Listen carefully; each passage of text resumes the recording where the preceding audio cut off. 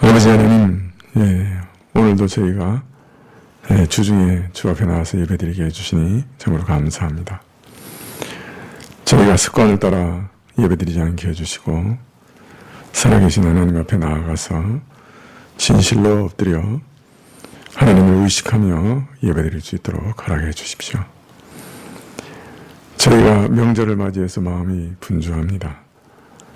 주님, 이 명절 기간에도 주님께서 저희를 붙들어 주셔서 참 하나님과 올바른 교통을 유지할 수 있게 해주시기를 원하고, 또 먼 길 오가는 모든 우리 교우들 지켜주시고, 또 가정들마다 어려운 문제 생기지 않도록 화목하게 지켜주시고, 또 친지들과도 화목하고 또 즐거운 시간 보낼 수 있도록, 또 부모님들 가운데 참으로 기쁨을 드릴 수 있도록 도와주시기를 원합니다. 참 이 세상이 몹시 흉흉하지만은 하나님께서 저희를 마치 생명 싸개 안에 두신 것처럼 보호하고 계시니 저희가 참으로 두려워하지 않고 하나님께 영광과 감사를 올려드립니다. 이 기간 동안에도 저희를 지켜주시고 또 교회를 지켜주시기를 구합니다.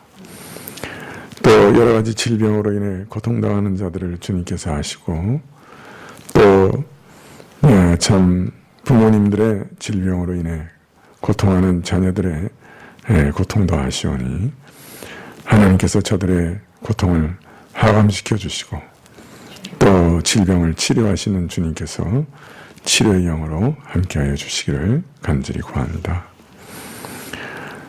저희로 깨어있게 해주시고, 참 끈끈이 덫처럼 우리를 옴짝달싹하지 못하게 붙잡는 세상의 유혹에서 저희가 벗어날 수 있게 해주시기를 구하고 자유케 하시기를 구합니다. 오늘도 말씀을 주시기를 구할 때 예수님의 이름으로 기도합나이다. 아멘. 네, 말씀은 에베소서 3장 1절부터 13절입니다.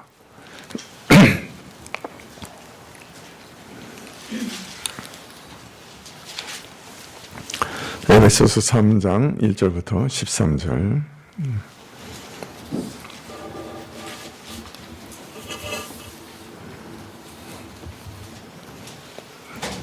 에베소서 3장 1절부터 13절. 신약 312쪽인데요. 한 절씩 교도하실까요? 에베소서 3장 1절부터 13절까지. 이러므로 그리스도 예수의 일로 너희 이방을 위하여 갇힌 자 된 나 바울은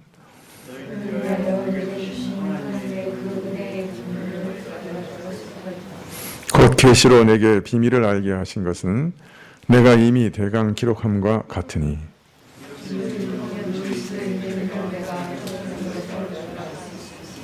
이제 그의 거룩한 사도들과 선지자들에게 성령으로 나타내신 것 같이 다른 세대에서는 사람의 아들들에게 알게 하지 아니하셨으니,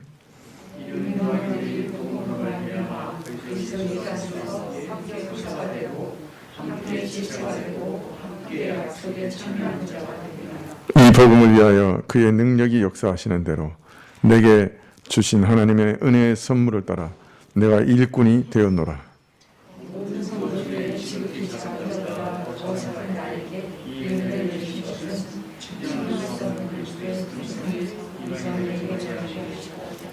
영원부터 만물을 창조하신 하나님 속에 감추었던 비밀의 경륜이 어떠한 것을 드러내게 하려 하심이라.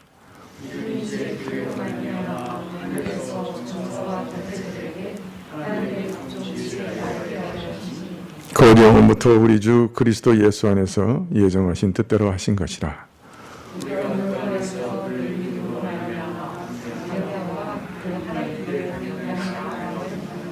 그러므로 너희에게 구하노니 너희를 위한 나의 여러 환난에 대하여 낙심하지 말라. 이는 너희의 영광이니라.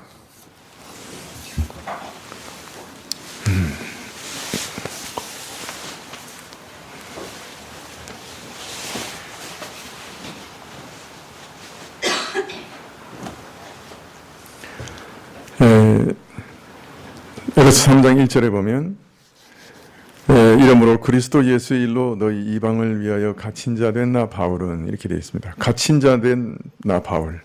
바울은 지금 자신이 갇혀 있는 것을 밝히고 있습니다. 바울은 지금 로마 감옥에 갇혀 있죠. 자, 그런데 바울이 이렇게 로마 감옥에 갇혀 있는 일은 에베소 교인들에게는 좀 충격을 준 것 같아요. 뭔가 당혹스럽고 뭐가 이상하고 또 낙심되기도 하고 여러 가지 그 좀 당혹스러운 반응이 에베소 교회에 있었던 것 같아요. 그래서 바울은 지금 그 일 때문이라도 이제 에베소 교회에다가 이 편지를 지금 써서 보내고 있는 것이죠.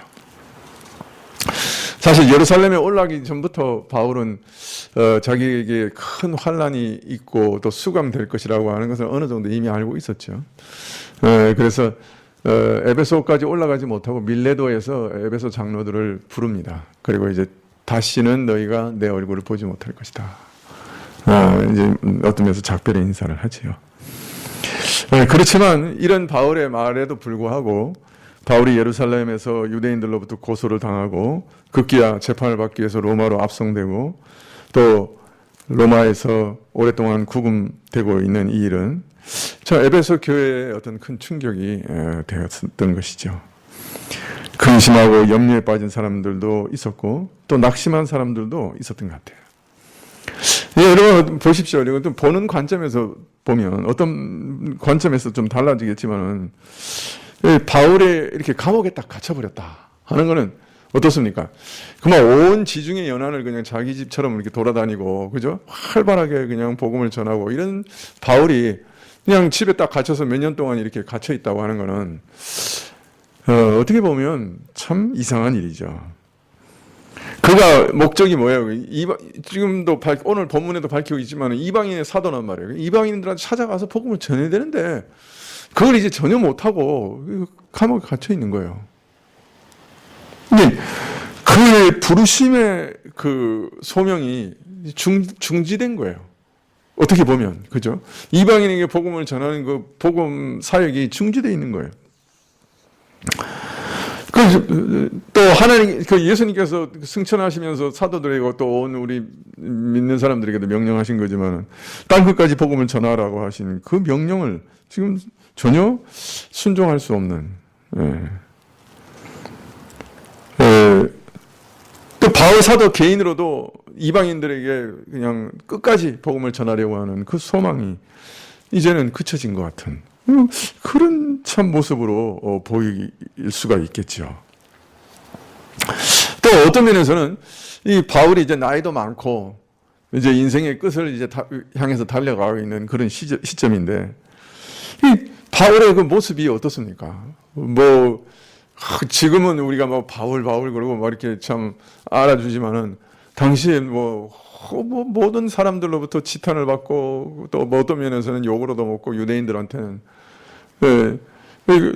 참 그런 상황이죠. 거기다가 이제 또 갇혀 있어요. 얼마나 초라하고 비참한 모습인지 몰라요.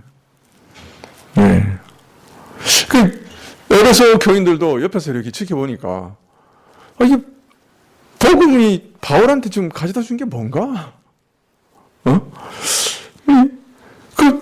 바울이 기껏 복음을 전했는데 이 마지막 이제 여정에 남은 게 어떤 영광스러운 길이 아니고 그냥 고통과 괴로움과 감옥살이밖에 없는 거예요.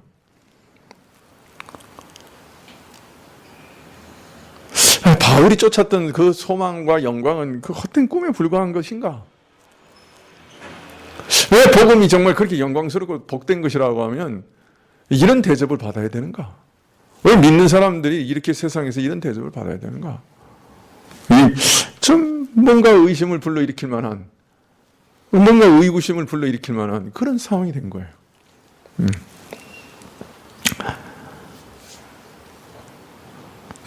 바울은 그런데 오늘 이 에베소서를 통해서 이러한 자신의 처지를 다른 시각에서 봐야 된다고 요구하고 있습니다.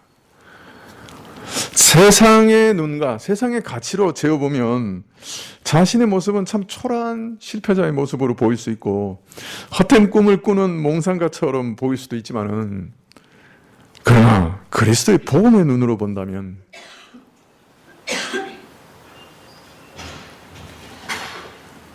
하나님 나라의 관점으로 본다면 전혀 다르게 보일 수 있다고 말하고 있는 것이죠. 믿는 자가 추구하는 것이 세상 것이라고 하면 세상의 척도로 재보면 정말 비참하죠.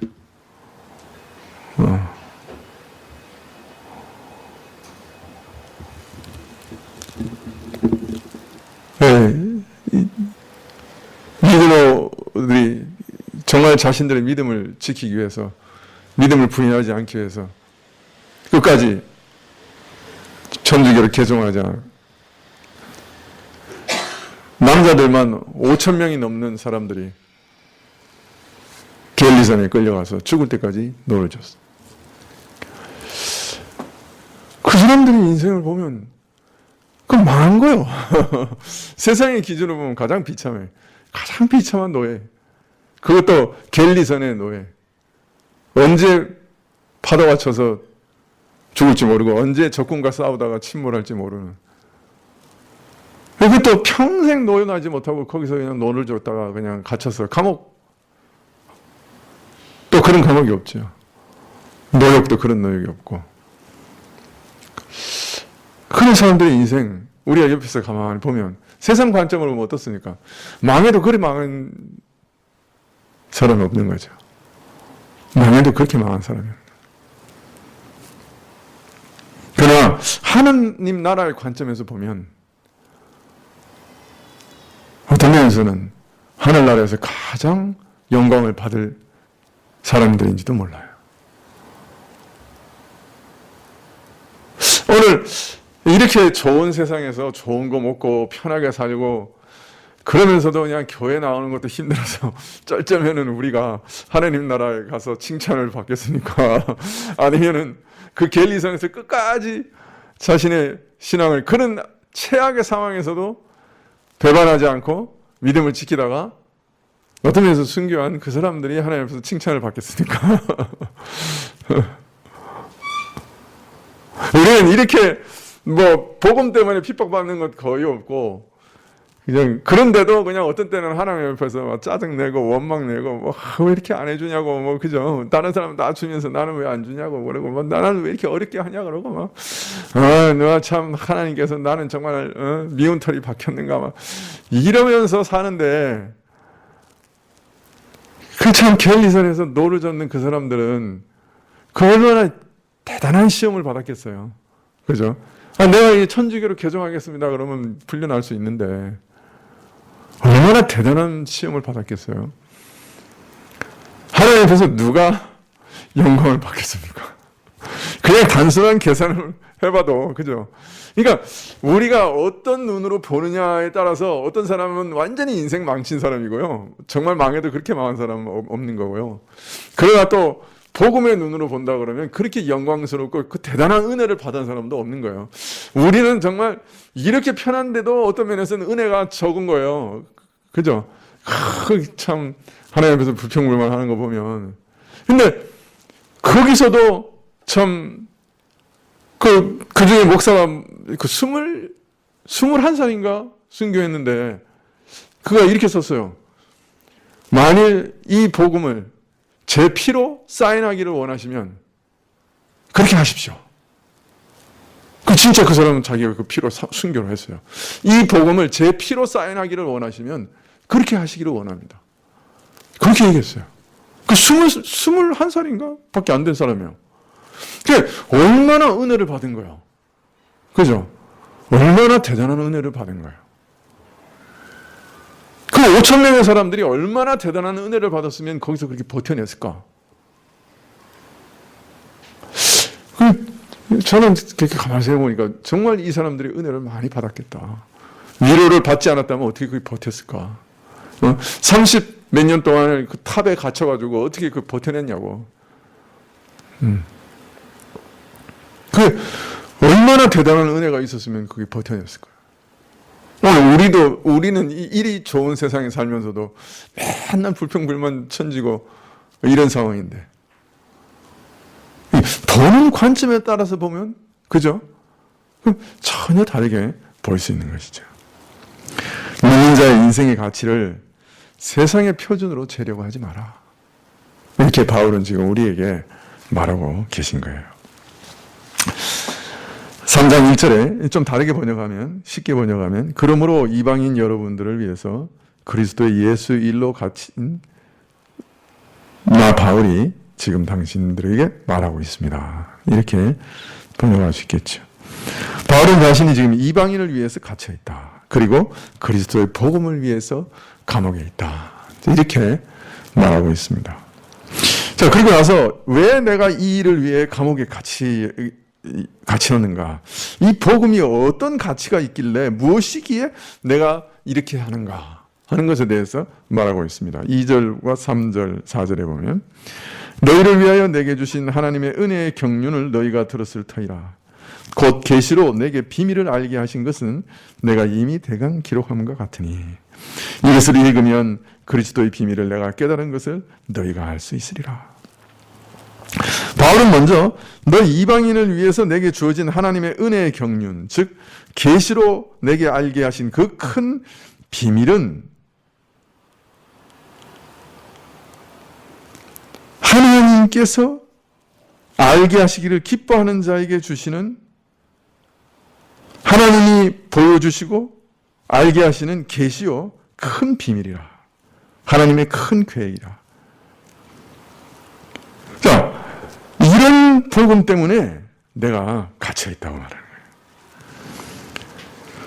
거예요. 이 비밀을 알리기 위해서라면 내가 어떤 고난이라도, 뭐 감옥 아니라도, 뭐 그보다 더한 거라도 내 감당할 수 있다. 그렇게 말하고 있는 것이죠. 그리고 이 복음에 대해서는 에베소 교회가 이미 들어서 알고 있다고 말하고 있으며, 동시에 바울이 지금 간략하게 써보내는 것을 다시 읽는다고 하면 거기서 내가 이 그리스도의 깊은 비밀을, 계획을 깨달은 자이라 하는 것을 너희가 알 수 있을 거다. 이렇게 얘기합니다. 이 비밀은 계시예요. 하나님이 열어 보여주지 않으면 결코 알 수 없는 놀라운 비밀이에요. 너무나 소중한 거예요. 하나님만이 주실 수 있는 거예요. 하나님의 은혜의 계획이에요. 자, 그러니 이런 가치 있는 것이라고 하면 내가 뭐 어떤 고생을 하더라도, 그죠? 나는 능히 감수할 수 있다. 그리고 내가 이미 너희에게 이 복음을 전했고, 또 이 서신을 통해서도 내가 깊이 있는 하나님의 비밀을 깨닫는 것을 너희가 알 수 있을 것이다. 자, 그런데 이 복음의 내용이, 너희가 계시받은 그 복음의 내용이 참으로 풍성하고 놀랍지만은 그 중에도 특별히 이방인들이 복음으로 말미암아 그리스도 안에서 유대인과 함께 지체가 되고 교회가 되고 함께 후사가 되고 함께 약속에 참여하게 된 이 은혜에 대해서는 정말 감격하지 않을 수 없고, 또 이전 세대의 선지자들을 통해서 알리지 않으신 건 아니지만 지금 세대의 사도들과 선지자들에게 성령으로 계시한 것처럼 명백하고 확실하게 또 풍성하게 알리신 적은 없기 때문에 전 이 비밀이 매우 귀하다, 이렇게 얘기하고 계세요. 그러니까 복음의 풍성한 내용들 중에도 오늘 너희에게 좀 이 귀중함을 알리고 싶은 거는, 다시금 알리고 싶은 거는, 야, 너희가 이방인이 이제 이 복음을 들을 수 있고 믿을 수 있게 된 것, 이게 얼마나 귀한 거냐, 이렇게 얘기하고 계신 거죠. 그래서 5절 이하에 보면 이제 그의 거룩한 사도들과 선지자들에게 성령으로 나타내신 것 같이 다른 세대에는 사람의 아들들에게 알게 하지 아니하셨으니 이는 이방인들이 복음으로 말미암아 그리스도 예수 안에서 함께 후사가 되고 함께 지체가 되고 함께 약속에 참여한 자가 됨이라. 자, 이방인들에게도 복음이 전해지고, 그래서 하나님의 교회로 불림을 받고 그리스도의 몸으로 한 지체가 되는 이 비밀은 이전 세대에는 정말 잘 알려지지 않았던 그 깊은 비밀이에요. 복음의 비밀 중에도 이 비밀은 더욱 놀랍다. 이렇게 얘기하고 있는 것이죠. 사실 오늘날은 이거 상식이죠. 우리가 다 이방인이니까. 그죠? 예. 처음 이방인과 유대인이 아무 차별 없이 복음에 참여할 수 있고 하나님의 자녀가 될 수 있고 교회의 일원이 될 수 있다. 이건 뭐 이거 상식이에요. 그죠? 뭐 놀랍지도 않아요. 뭐 당연한 일이죠. 자, 그러나 만약 우리가 아브라함 시대나 아브라함의 후손들의 시대나 이스라엘 백성들 가운데 있는데 이 얘기하면 미쳤다 그럴 거예요. 그죠? 암몬 족속, 모압 족속은 10대가 지나도 이스라엘에 못 들어와. 이스라엘에 살아도 10대가 지나가도 못 들어온다.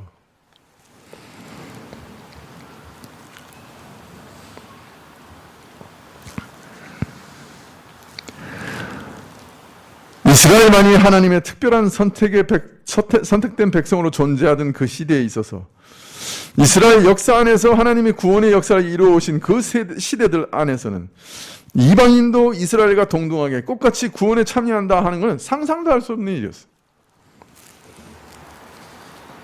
대단한 은혜였다. 7절에 이 복음을 위하여 그의 능력이 역사하시는 대로 내게 주신 하나님의 은혜의 선물을 따라 내가 일꾼이 되었노라.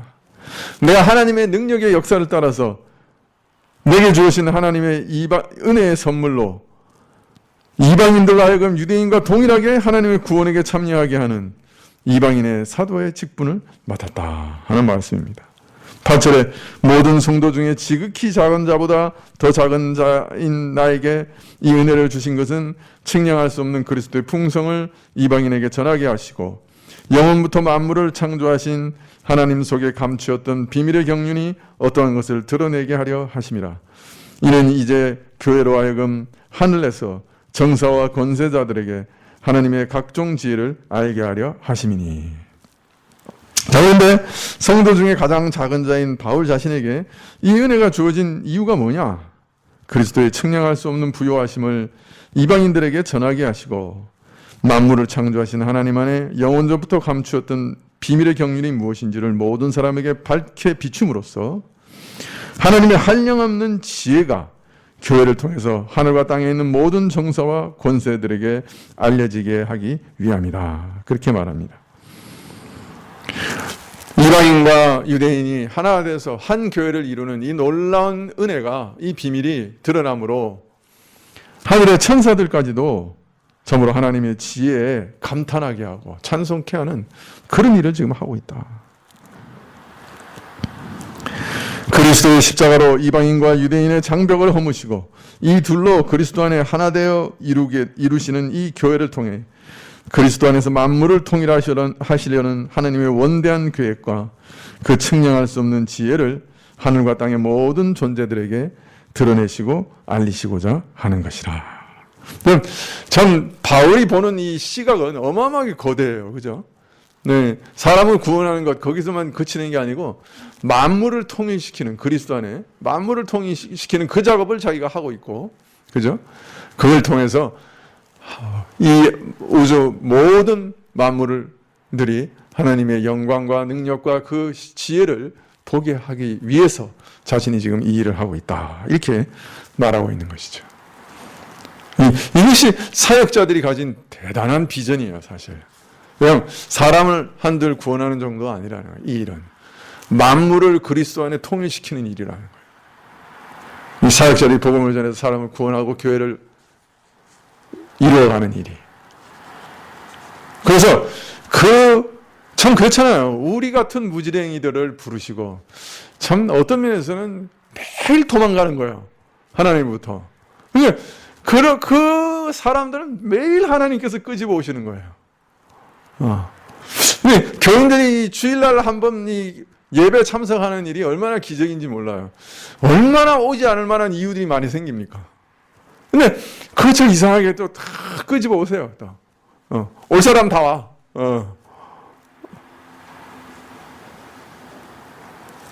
제가 이렇게 목회하면서 뭐 여러 사정으로 오늘은 정말 성도들 되게 안 오겠다 이렇게 생각하고 가는데 그날 또 제일 많이 오고 막 이런 일도 있어요. 추석 다음날. 이번에 뭐 틀림없이 안 오겠죠. 근데 또 의외로 막 사람들이 막 올 때도 있고, 또 모르는 사람들도 와서 예배 드릴 때도 있고, 그래요. 나는 그 하나하나가, 그래서 교회를 이루고 예배를 드리고 하는 그 일 하나하나가 기적이에요, 사실. 근데 그게 다 한 사람 한 사람 하나님께 불러오시는 거예요. 근데 그 일을 통해서 만물을 하나님께서 통일시키는 그 통일의 일을 이루실 뿐 아니라 그 하나님의 능력과 지혜를 이 세상의 천사들까지도 보게 하시는 거예요. 얼마나 대단한 능력과 지혜를 가지고 계시는 건지.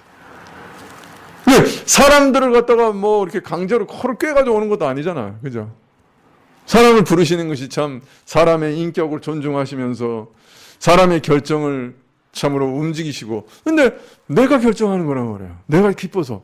그런데 또 하나님께서 예정하신 것을 다 이루어 가시고, 그걸 또 참 하나님의 능력으로 한 사람 한 사람에게 다 자원해서 하는데 또 하나님 다 뜻대로 다 하시는 그 아주 기가 막힌 일들을 이루어 가시는 지혜를, 우리가 지금 그 속에 있으면서도 우리는 잘 실감 못하는 거예요. 그러나 만일 천사들이 바깥에서 보고 있으면, 야, 하나님 정말 대단하시다. 저런 망둥이들을, 저런 청개구리들을, 저런 악독한 자들을 오늘도 불러 모으셨네. 오늘도 그래서 찬양을 받고 계시네. 야, 하나님의 지혜는 정말 대단하시다. 이런 거죠.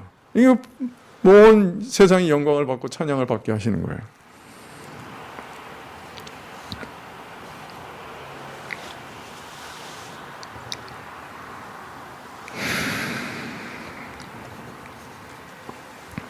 자, 그런데 더 놀라운 것은 이 일은 즉흥적으로 일어난 일이 아니에요. 우발적으로 어떻게 하나님께서 그냥 아무나 이렇게 막 우발적으로 데려오시는 게 아니라, 에베소 3장 11절에 곧 영원부터 우리 주 그리스도 예수 안에서 예정하신 뜻대로 하신 것이라. 네. 여러분, 오늘 여기 우리가 이렇게 모여 있고 오늘 우리가 여기 와 있는 거 하나님이 태초 이전에 계획하신 거예요. 그 계획이 지금 이루어진 거예요. 제가 오늘 에베소서 3장 1절부터 13절을 본문을 가지고 설교하는 것 하나님께서 태초 이전에 계획하셨어요. 오늘 그게 이루어지고 있는 거예요. 믿으세요? 그리고 그 일을 통해 하나님께서 지금 영광을 받고 계시는 거예요. 우리는 지금 몰라요. 우리 자신은 잘 모를 거예요. 그러나 천사들은 옆에서 보면서, 야, 하나님 그 계획을 이루시고 그걸 또 오늘 다 이루셨네요. 할렐루야, 하나님 찬양합니다. 지금 그렇게 찬양하고 있을 거예요.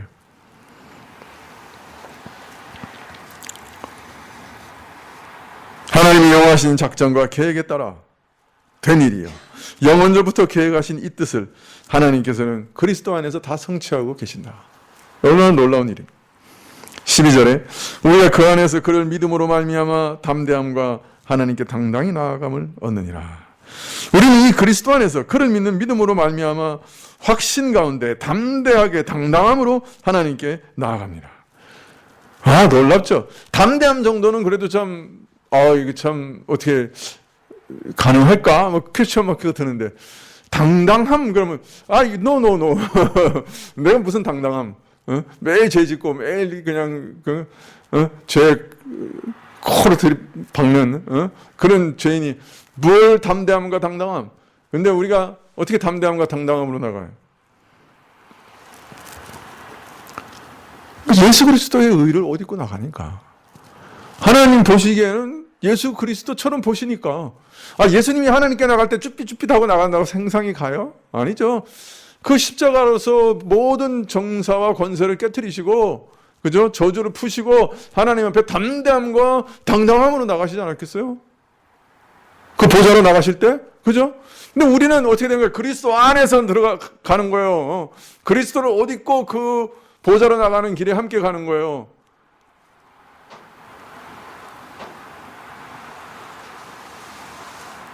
그리스도라는 황금 마차 안에서 그 천국 대로를 가는 거예요. 그러니까 뭘 두려워할 일이 있겠어요? 담대함과 당당함으로 나가는 거죠. 믿으십니까? 네. 여러분 담대함과 당당함으로 나가실 수 있어요. 지금 당장에. 내가 아무리 죄인이라도 그리스도의 의를 옷 입고 가기 때문에 그리스도처럼 하나님이 나를 보신단 말이에요. 그러니까 내가 왜 담대함과 당당함을 못 가지냐고. 그죠?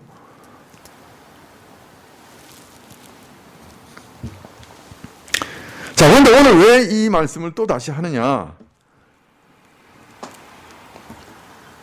그리스도 안에서 하나님께 나아감을 얻는 고로 이것이 바로 만물을 그리스도 안에서 통일하게 하시는 하나님의 뜻이라는 거예요. 곧 그리스도 안에서 만물을 하나님과 화목하게 하시려는 뜻이 이루어질 거라는 거예요. 이것이 만물을 통일하는 하나님의 계획이라는 거예요.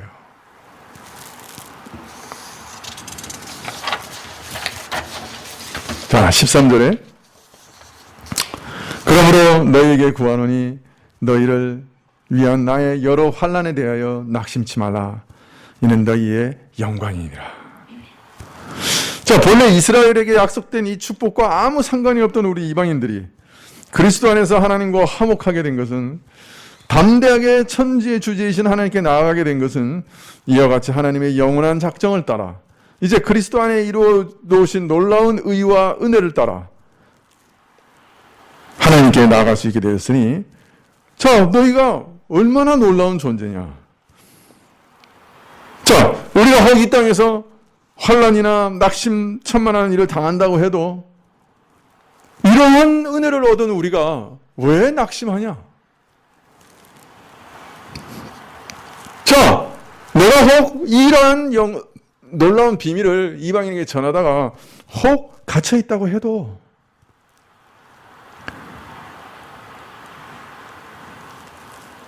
이것은 너희 이방인들을 이스라엘에게 약속된 복된 생명에 참여하게 하시려는 하나님의 깊고 놀라운 긍휼과 계획을 오히려 이루는 일이기도 하다. 너희가 지금 그걸 이해 못하는 것뿐이다.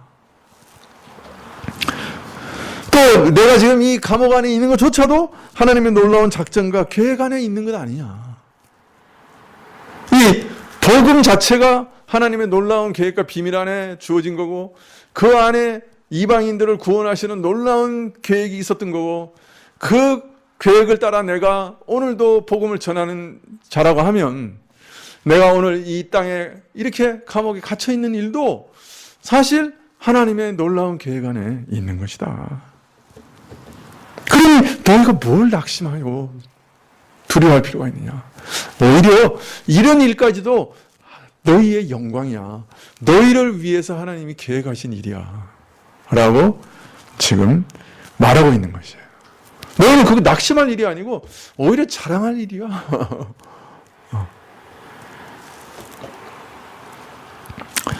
네, 바울이 지금 처한 형편은 서두에 말씀드린 대로 에베소 신자들에게 시험거리가 될 수 있었습니다. 참 감옥에 갇혀 있는, 보기에 따라서는 비참하고 불쌍한 처지예요. 사실 우리도 이렇게 자주 경험하지만은 믿는 사람이 모든 면에서 특히 외적으로 성공하고 부유하고 세상에서 대접받고 형통한 모습을 막 보이면 사람들이 그가 이제 하나님의 축복을 받은 사람이다 이런 거 뭐 발견하는 거 어렵지 않죠. 사실 그 속이야 어떤지 모릅니다. 정말 그 속이 편한지는 몰라요. 그런 사람도 사실 걱정 근심 없는 사람 한 명도 없어요. 네, 우리 교회에서도 종종 저한테 이런 얘기하는 사람이 있어요. 저 가정만 같이 되면 정말 너무 좋겠다고, 걱정 근심이 없을 것 같다고, 목사님. 내가 속으로 말을 안 하지만 절대로 그 속사정 알면 절대로 바꾸려고 안 할걸. 내가 속으로 말은 못하지만은 그 집 속사정을 알면 내가 다 아니까 어느 정도. 겉으로 보기에는 뭐 모든 게 풍족하고 모든 게 잘 되는 것 같아도 네, 속으로는 안 그럴 때도 많아요. 하여튼 그렇지만 겉으로라도 그렇게 보이면 사람들은 다 그렇게 생각하잖아요. 저 사람 축복받았다. 하나님이 정말 형통한 사람이다. 모든 것이 부족이 없고 풍성하고 그 사람들이 다 저 사람 하나님께 복 받았어. 그러나 처지가 공공하고 눈으로 보기에도 고통스럽고 비참하다고 하면 어때요? 근데 더욱이 복음을 전하는 사람이 그러면 어때요? 저 사람 저 비참한 처지를 어떻게 받아들여야 되느냐면 의심과 회의가 막 들 거예요. 네, 제가 어떤 사람한테 이제 시골에 내려가는 사람이 교회를 좀 추천해달라 그래서 뭐 다 할 수는 없잖아요, 교회를. 그래서 인터넷에 검색해가지고 개혁주의 그 교회 명단에 있는 교회가 마침 그 도시에 있더라고. 그래서 내가 이 교회 한번 찾아가라. 찾아갔는데 이 사람이 시험이 들어서 전화가 왔어요. 목사님 찾아가니까 교회는 거의 다 쓰러져 가고 성도는 사모님하고 한 명밖에 더 없더라. 개혁주의를 그렇게 막 열심히 부르짖는 그 교회라고, 좋은 교회라고 인터넷에 명단이 올라와 있는데, 갔는데 그런 사정인 거예요. 그러니까 이 사람이 시험에 빠져가지고 한 몇 주 거기 출석했나 봐. 그러니까 막 얼마나 잘해주겠어, 사모님하고 목사님하고, 새로운 신자인데. 근데 이게 막 그게 너무 부담스러운 거야. 막 신자는 없지. 막 그게 나중에는 아예 못 다니겠다고. 시험 빠져 그런 얘기를 하더라. 야, 그래도 거기서 버텨야 되는 건데, 그런데 그게 못 버티더라고, 사람이. 사랑도 힘든 거야. 관심도 힘들고. 참, 이 어려움을 당하는 게 자기도 시험이 되지만은요, 이 당사자뿐만 아니라 옆에 보는 사람도 시험을 빠져요. 사실. 이게 참, 목사님, 그렇게 개혁주의를 막 부르짖고 그렇게 좋은 목사님인데 왜 이렇게 가난하고 왜 이렇게 힘들고 왜 이렇게 그렇게 살아요? 그 보는 성도가 시험에 빠져가지고 저한테 전화를 하는 거예요. 옆에 사람이 오히려 회의와 의심을 또 품기 쉽죠. 당시 에베소 교회는 복음을 전하다가 감옥에 갇힌 바울을 보면서 이와 비슷한 좌절과 낙심을 경험했던 것 같아요. 복음을 저들에게 가르쳐주고 교회를 세운 사람인데, 그들도 그래서 깊은 애정과 신뢰를 가지고 기대를 가지고 있는 지도자인데, 하나님의 뜻에 따라 복음을 전하고 있는데 행로가 순탄치를 못해요. 갖가지 어려움에 봉착해요. 지금은 감옥에 갇혀 있어요. 언제 죽을지도 몰라요. 바울 사도에 대한 안타까움과 더불어 복음에 대한 기대와 신뢰가 어느 정도 무너지는 느낌을 받았을지도 모르는 것이죠. 아니, 저 사람은 사도 아니냐? 하나님을 위해 복음 전가하는 사람 아니냐? 하나님의 뜻을 따라 다 일하는 사람 아니냐? 저가 전하는 대로 하나님의 소명을 받아서, 하나님의 부르심을 받아서 지금 저 일을 하고 있는 사람 아니냐? 근데 왜 꼴이 그러냐?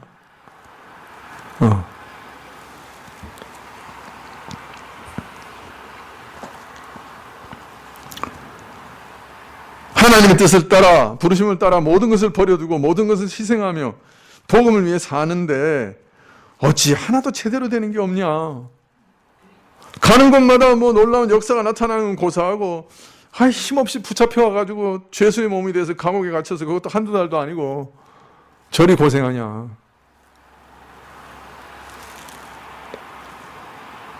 과연 저런 모습을 어떻게 받아들여야 돼?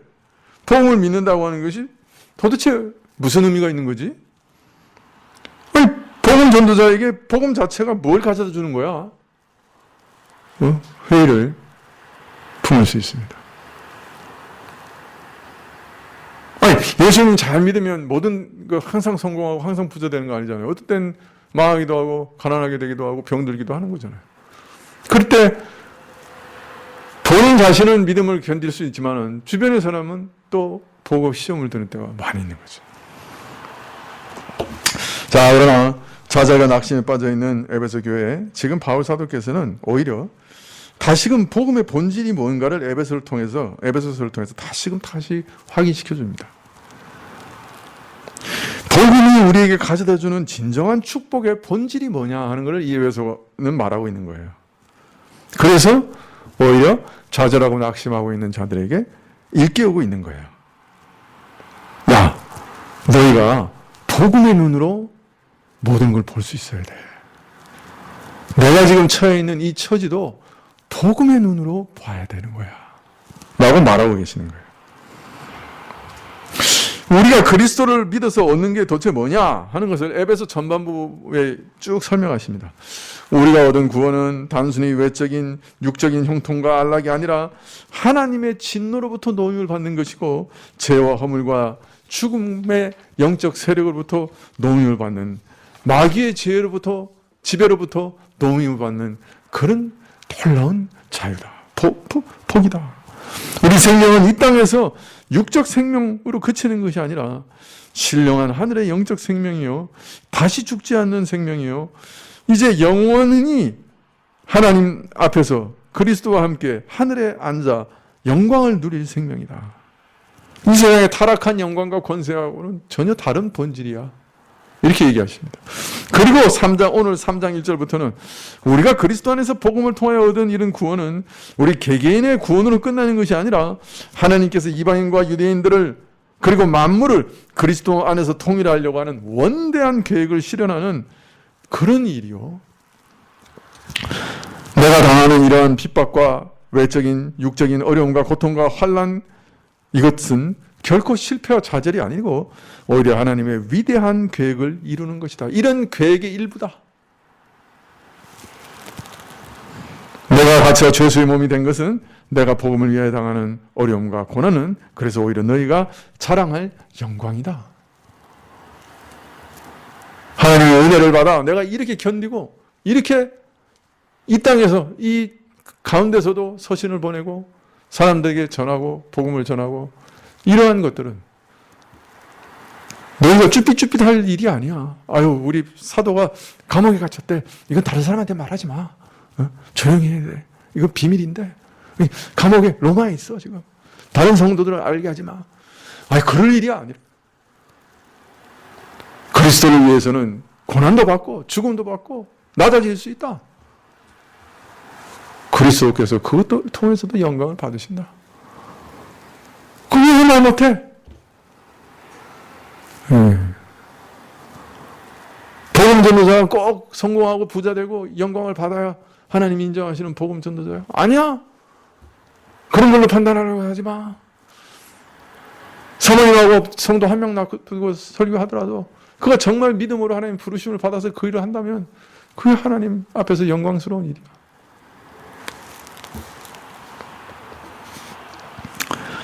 오늘 복음의 본질에 대해서 명확하게 깨닫지 못하는 에베소 교회에 바울은 이 본질에 대해서 다시 얘기하고 있는 것입니다. 우리가 얻은 영적 생명이 무엇인지, 장차 우리가 하늘에서 받을 영광의 보좌에 참여하는 은혜가 뭔지, 그 갤리성에서 죽은 사람들이 이 땅의 모습을 보면 가장 비참한 사람이지만 하늘의 영광으로 보면 최고의 영광을 받는 사람일 수도 있지 않겠어요? 그죠? 너희가 어떤 눈으로 봐야 되겠느냐?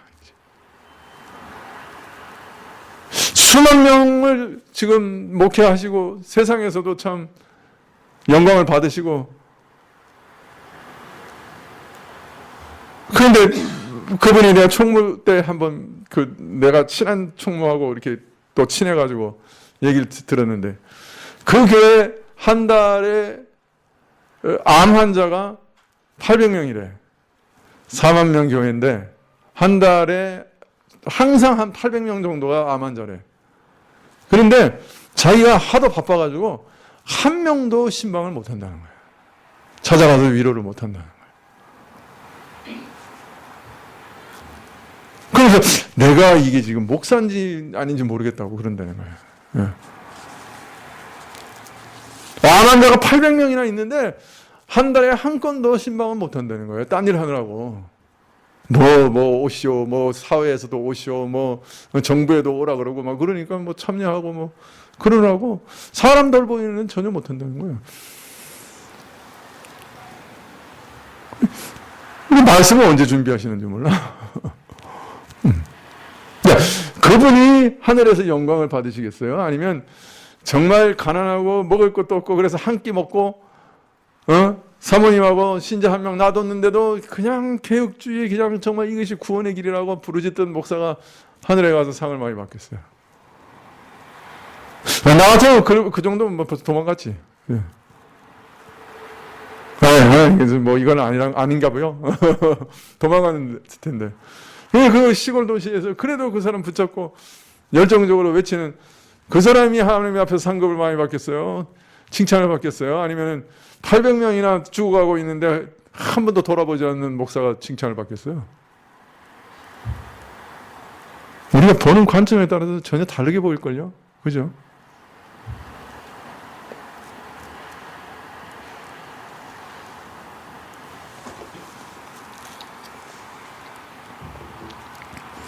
더군다나 이 복음을 전하는 일은 그리스도 안에서 만물을 통일시키는 위대한 일을 하는 일이요. 하나님의 지혜를 온 세상에 드러내는 일이니 잠시 썩어져 없어질 이 땅의 영광과 이 땅의 무엇으로 재어보지 말라. 그렇게 말하고 있는 것입니다. 물론 우리가 이 땅에 속해 있습니다. 우리가 이 땅에서 하나님께서 주시는 그 필요들을 채우시는 은혜 없이는 살 수 없는 존재예요. 그게 인간 조건이에요. 그거 없으면 고통스럽죠. 그래서 궁핍하고 어려우면 참 염려와 근심과 좌절과 낙심을 경험하기 쉬워요. 왜? 자꾸 힘드니까 마음이 쭈그러들고 의심과 회의가 찾아들죠. 이 인간이 원래 그렇게 생겨 먹었어요. 왜? 그거 없이는 못 살잖아요. 그죠? 사실 교회도 사람이 없으면 교회가 유지가 안 되잖아. 그죠? 교회라는 게 사람이 모여서 하는 것이 교회인데 그 사람을 안 보내주시면 의심이 생기죠. 좌절되죠. 낙심이 왜 안 되겠어요? 이 땅에서 애들 교육시키고 먹고 살아야 되는데 가난하고 돈이 없어 당장. 그러면 하나님께서 정말 나를 사랑하시는가? 그러면 의심 생기죠. 그런데 문제는 우리 관심과 생각이 거기 그런데 꽉 매여 있는 거예요. 그 인간 조건에 그냥 꽉 매여 있는 거예요. 거기서 벗어나지를 못해. 모든 걸 거기 딱 매여 있는 거예요. 그래서 우리가 금요일 날 기도하는 것도 그냥 거기 꽉 매여 있어요. 그 차원을 넘어가지를 못해 아직도.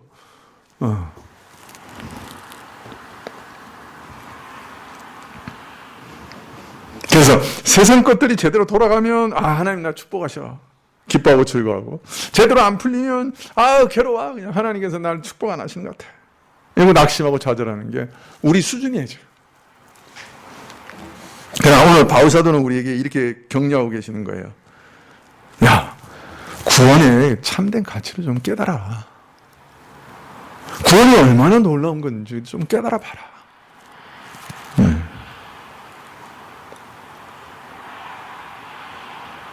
우리가 이 땅에서 육신을 믿고 살아가니까 필요도 있고 좌절도 하고 낙심도 하는 것 사실인데, 그러나 그것으로 인해 낙심하고 좌절한다고 하면 그거는 사실은 믿는 자에게 있어서는 뭔가 잘못된 거다. 복음의 비밀을 제대로 알지 못하는 거예요.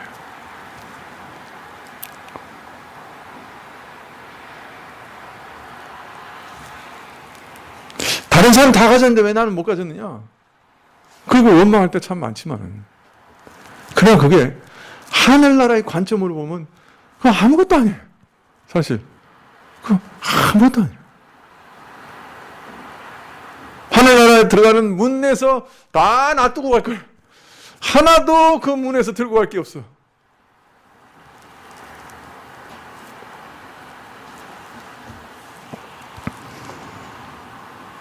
감옥에 갇혀있는 죄수 바울의 모습은 세상의 시각으로 판단하면 비참하고 실패하고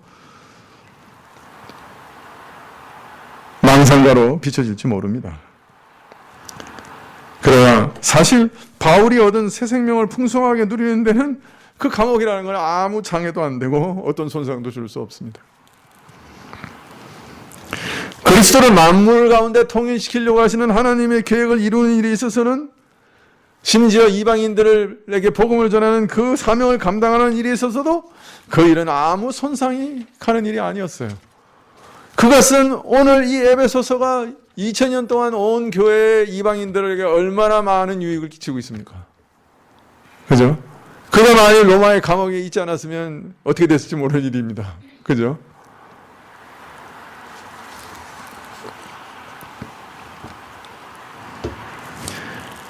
하나님의 영원하신 계획이 오늘도 이 자리에 이루어지고 있다고 하면 뭘 낙심할 게 있냐고요. 지금까지 이루어진 것이 하나님의 뜻이었다면 뭘 되돌아보면서 아유 그때 그렇게 하지 말걸, 그때 왜 그렇게 했을까, 왜 후회하고 그럴 필요가 뭐가 있냐고요.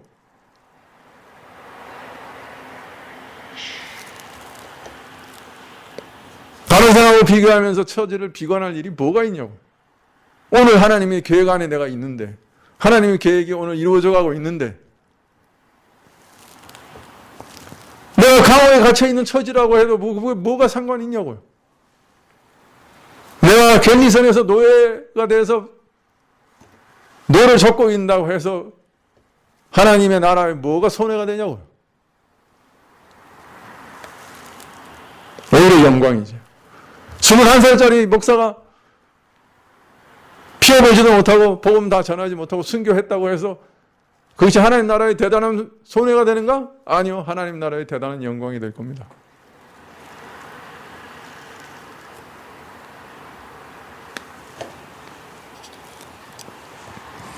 어떤 처지라도 하나님의 계획 안에 있다는 것을 믿는다고 하면 비관할 이유가 없는 것이죠. 아니 오히려 그것이 하나님의 뜻이 이루어지는 일로 인한 영광을 받으실 일인 거죠.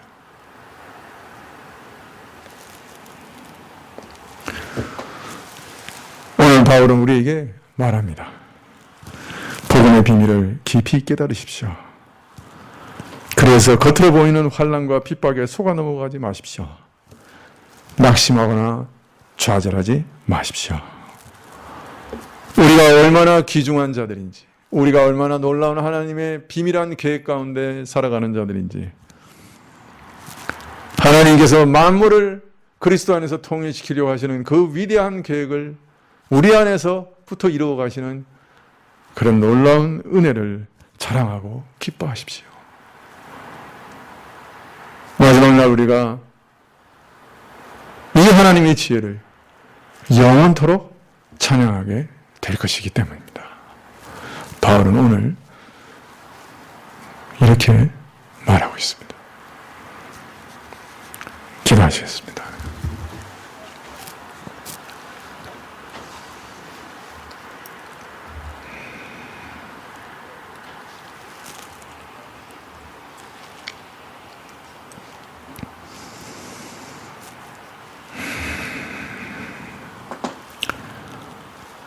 아버지 하나님,